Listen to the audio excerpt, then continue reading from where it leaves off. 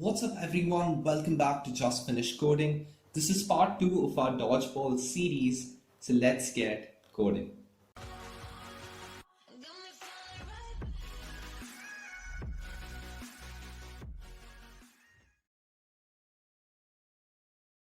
Just finished coding.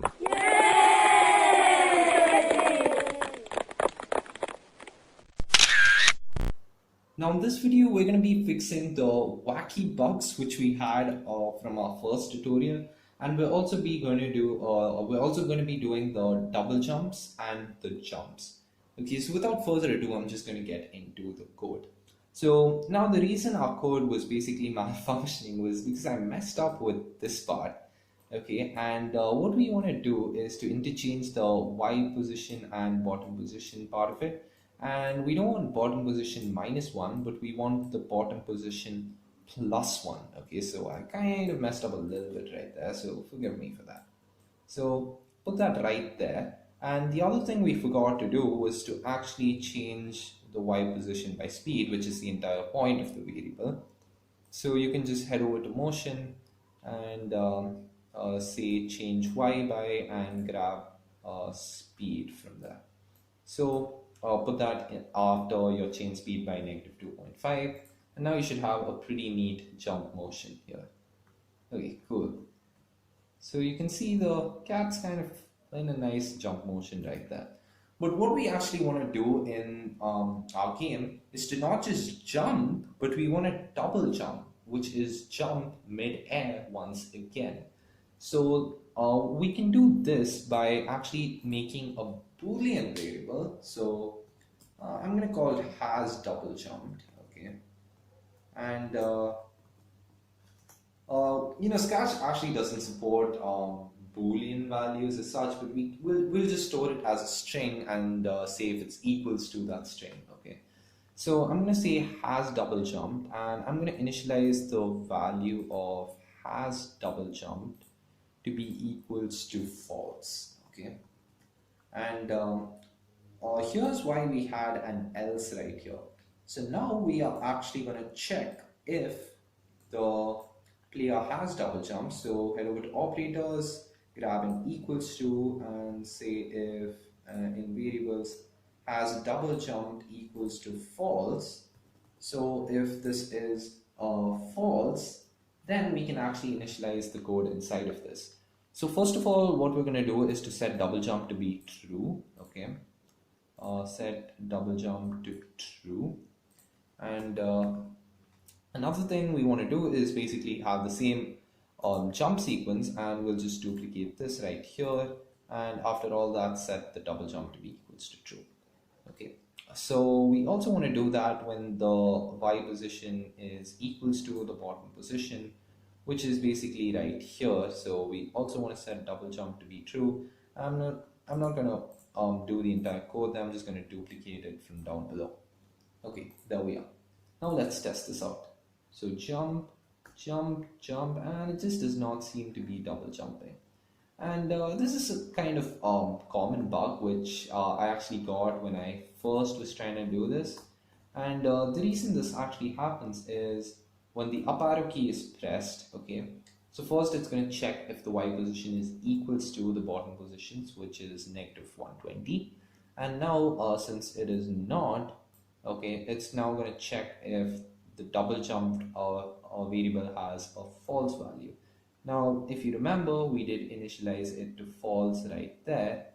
Okay, so what we want to do is, okay, yeah, I just realized what was wrong here, and we just have to set it false right here. Okay. So let's test this out now, and yeah, cool. It double jumps pretty well, and you can see our character can almost get to the top of the screen, which is quite useful, especially in Dodgeball. Okay, so that's great. So that fixes up our double jumps. So now if you have any bugs, make sure you report them in the comments below, so I'll help you out with some bugs right there.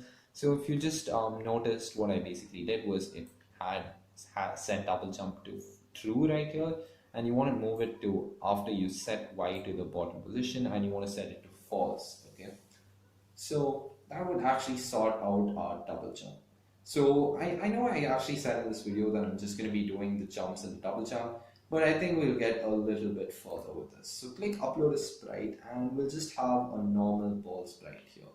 So yeah, I actually clicked upload a sprite. What you want to click is choose a sprite, not upload a sprite. So within your choose a sprite, what you want to search for is this thing called beach ball. Okay, and I can see it right here, but you may not, and you just want to search for it. So you want to actually set the size of the beach ball to be about 80 or maybe 70, okay, depending on uh, how you'd like it to look. I'm going to set mine to 70, and this thing looks a lot more like a dodgeball.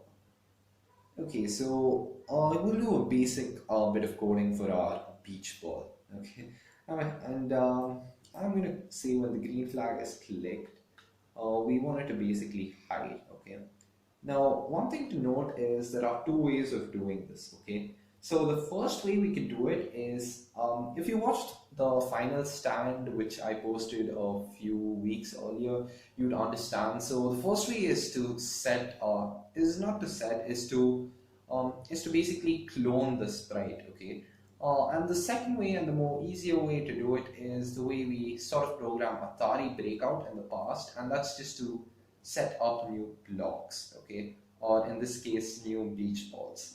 So I'm gonna be doing the beach ball thing here, but just in case you want to try it out, you could use the cloning method and it should work pretty well, okay. So we might use cloning a bit in future videos, but right now I just want to use the easier way of doing this, okay. So for the beach ball, the first thing I want to do is to go to some random position right here, okay.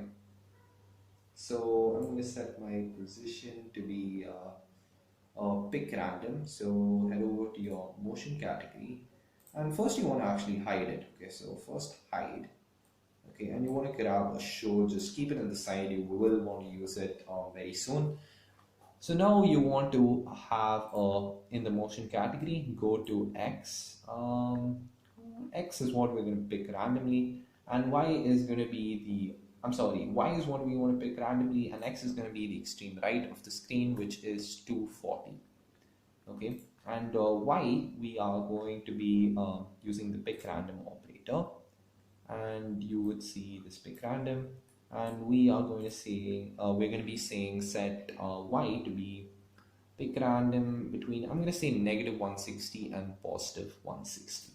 Okay, and now what we want to do is to show the thing, and we are going to be setting a new variable to be not the speed, but we're going to be setting it to ball speed. So again, setting these variables is going to ensure that we can change all of them really fast. So the next thing we want to do is to actually set the ball speed to something, and I'm going to do it within my player sprite, okay, so that it's all done in one place along with all the variables. So head over to your variables and set ball speed to be equals to I'm just going to set it to 5 for now, but you can again change it later if you want to. So the next thing we want to do is to point in direction something towards it, and now we can just grab the point in direction and just click right there, and you'd be able to see the variety of directions it can point in.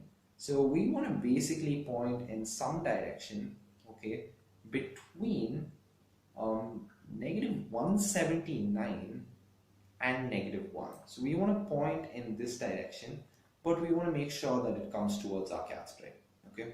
So again, we can grab from operators a pick random, and as we said, on negative 179 to negative 1, okay. And one thing we want to do is to set our rotation style to be all around, okay. So we're actually going to be seeing the beach ball rotate, okay, unlike the player, where we don't want it to happen. So what you want to do for that is to set rotation style to be all around, and now put that point in direction right there, and now you want to have a repeat until, okay, I'm just going to have a forever, okay, because it makes stuff a little bit easier. We'll change this later on to a repeat until.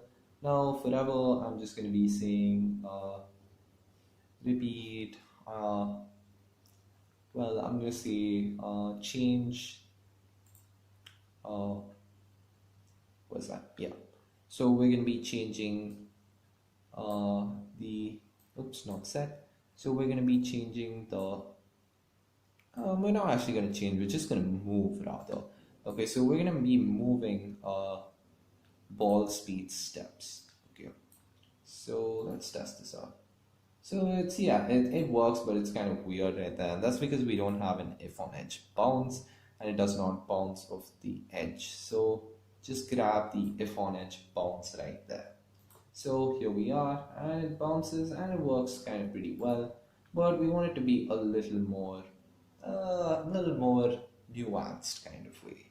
So I'm going to set the directions to be only negative 120 to about negative 60. Okay, so this is going to improve the way you can see our game. So you can see the ball kind of comes in a pretty neat way, and yeah, perfect. This works pretty well for the ball. So I'm going to change the ball speed. I'm actually going to set it to 10, okay, so that the ball comes twice as fast. So now you can actually see this kind of works pretty well. Obviously, we haven't defined the collision yet, so this thing would still kind of look pretty awkward, you could say. But yeah, the dodgeball works perfectly. Of course, we'd want to terminate the ball when it reaches the left end of the screen, but right now this is fine. We'll do that in a future video. So that's it for this video, guys. If you made it this far, please help me out by just liking this video. It takes a fraction of time and really boosts my rating on the YouTube algorithm.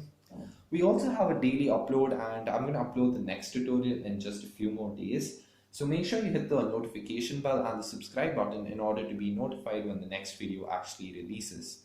So with that said, thanks for watching everyone. I'll see you all tomorrow. Bye bye.